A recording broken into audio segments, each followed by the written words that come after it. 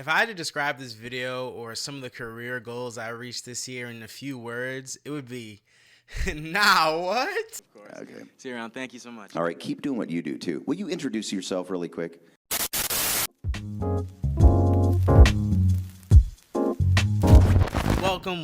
Welcome, family. Thank y'all so much for joining me today. Now, you may notice I sound a little congested, a little nasally, because I have a head cold. Santa decided to give me for Christmas a cold. For a few days, I was like, okay, maybe it's like my allergies messing with me or something, or it's like the dust. No, I have a full-on cold.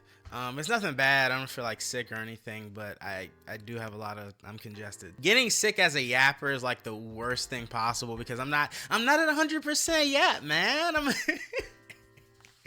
I'm like 50% yap.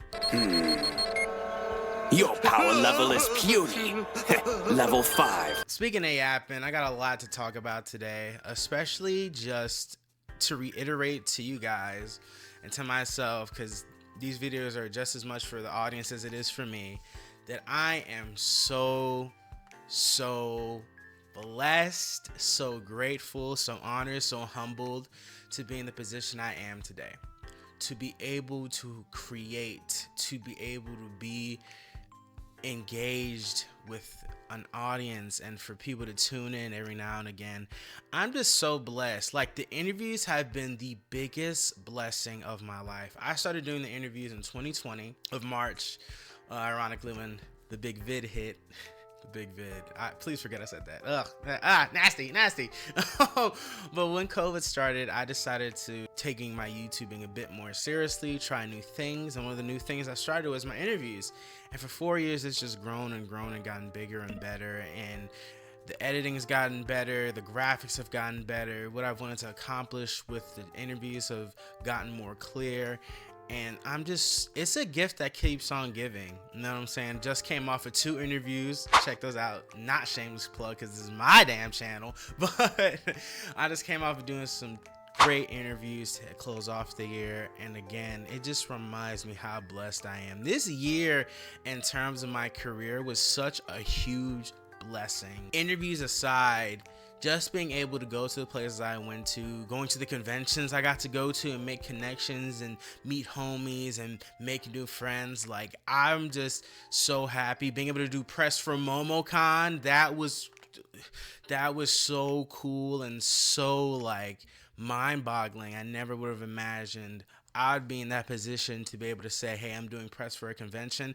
And conventions are things I've loved for years now, just meeting actors and seeing all the cool stuff they have and going to Artist Alley and going to the dealer's hall and all that cool stuff. But to be able to interact with a con and cover it, I'm just, my jaw drops every time I think about what I was able to accomplish this year. This year, I started to get more into my graphic design bag. A lot, actually.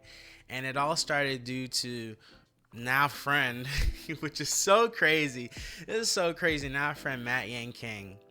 And it started because for all of my interviews, I don't have money. So as gifts, I like to make graphics, cool little graphic art pieces for people, just to show a token of my appreciation for them taking their time out of the day to speak with me. And Matt was starting to do conventions. He just started doing conventions this year, I believe.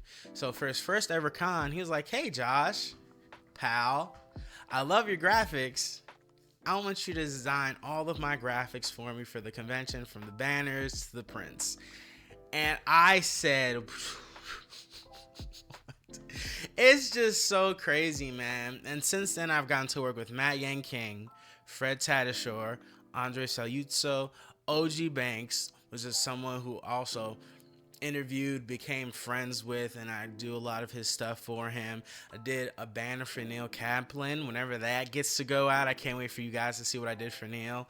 And I'm just going to continue to do this over and over and over again. I'm going to talk about Fred Tatasciore now because it's so crazy to think about where me and Fred Tatasciore are now. I met Fred at Dragon Con of 2021. Yes, 2021. And it's been a 3-year journey of getting to know him, getting to interview him, and also getting to work with him. It's been so crazy that post-interview, there's been a few people who want to stay in touch with me, who want to be my friend, who I've even got the honor to work with. And it's just such an incredible transition. Getting to hug Fred was so like full circle for me, because I remember the first time I saw him at Dragon Con, my jaw dropped. I was like, oh my god, it's Fred, it's Fred, it's Fred. I said this in the interview we did this year. I was like looking at God. I was so happy to meet Fred, because I wanted to interview Fred for like years. Well, 2021, so that would be like a year, so I'm over exaggerating a bit, but like meeting Fred Tatasciore was like so high up on my list. And when I saw he was announced for Dragon Con that year, I was like, okay, I have to go. Like I have to. And now me and him are good friends, and I've gotten to design a bunch of graphics for him as well. And it's just so amazing to see how many people I've made friends with through my interview series. And like I said, just being able to work with them. Steve Blum, hold on, y'all. I gotta play all this full clip. I have to flex a little. Have to flex what Steve did for me at this year's MomoCon. Okay. See you around. Thank you so much. All right, keep doing what you do, too. Will you introduce yourself really quick? You guys have to know who this is.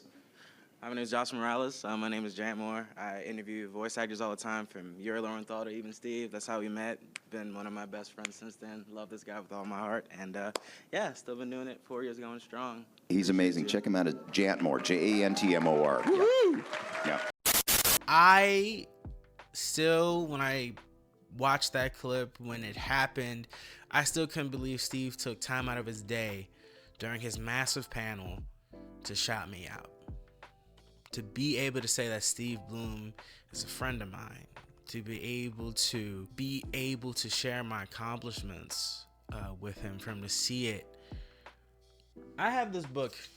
No, it's not really a book, but it's like this massive folder.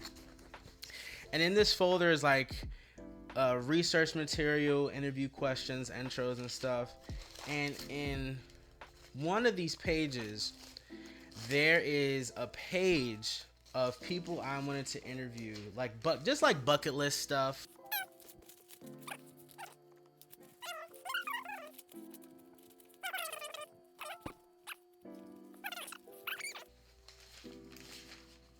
Okay, so I finally found it with everything that fell out of the folder and all that. But in the list, I had a bunch of names that I wanted to interview by 2021. I was clearly feeling myself, because what the heck.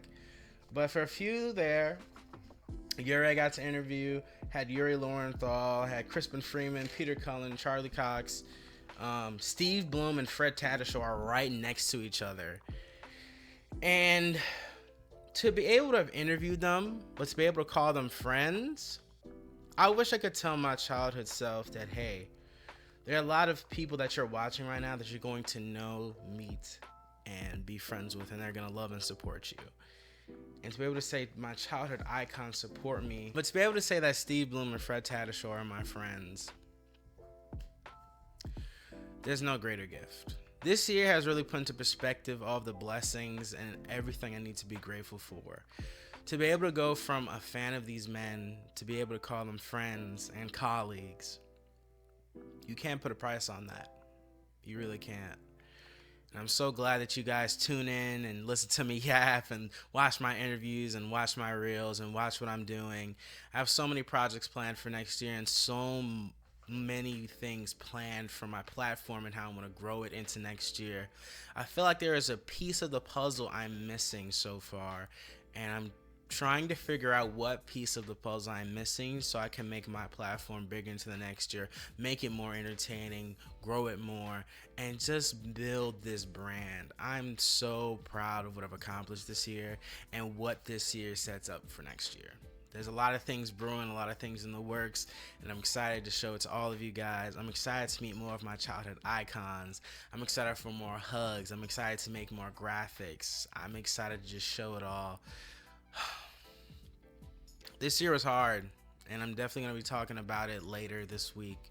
But this year was difficult, especially from like a personal perspective, a mental health, a physical health perspective. This was a difficult year, no doubt about it.